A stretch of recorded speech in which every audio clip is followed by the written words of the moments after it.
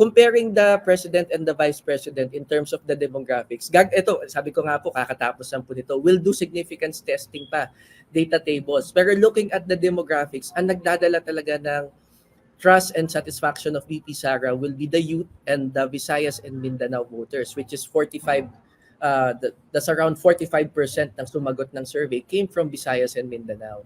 So, ang mababa lang this is surprising, ang mababa po kay VP Sara will be the Northern Luzon area. Yung teritoryo ng Pangulo. Hindi siya bumaba actually. Yun yung that brought the satisfaction and trust rating down. Overall, good numbers po. Pero it's yung surprising na sa Northern Luzon, mababa po siya. It's not surprising. Surprising kasi, di ba, tandem sila at mataas siya nung election doon. So, ang maaring basa dyan, dahil nga nagkakaroon sila ng sigalot, yung mga supporter base nila, di ba, parang nagbibiyakan na parang unit team, parang gano'n. So, isa sa mga paliwanag niyan. Interesting po yan. Kasi hindi po kami na-surprise, Ma'am Ina, Sir Michael, na si VP Sara medyo mababa sa NCR and Southern Luzon, particularly Bicol region. Kasi nabanggit ko nga kanina, that's the territory of the liberal, can I say, of the VP Lenny, that's her territory. Now, ito medyo surprising din sa akin.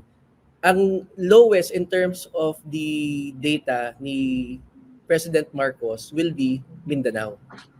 Bumaba. That's what brought down his ratings, his trust and satisfaction, Mindanao and Visayas. Yun yung po, parang nagkabaliktad sila. Bumaba sa North. Parang nakokontrahan na yung mga supporters nila, no, sa isa't isa. Yung pag sinabi nila hindi pa biyak, pag sinabi lang hindi pa biyak ang unity, pag tinignan yung survey mo, ito yung indikasyon. Parang ganon, no? May indikasyon eh. Di ba? Yun. Yun nga po yung nakagulat. Kasi Northern Luzon and Central Luzon, that's 23% of our voters. Doon bumaba si VP Sara. And 45% of our voters naman, kung titingnan niyo po, that's the reason why wala pang majority yung satisfaction and approval rating of the president at 41%. What ang main driver po nito that brought down the numbers will be Visayas and Mindanao.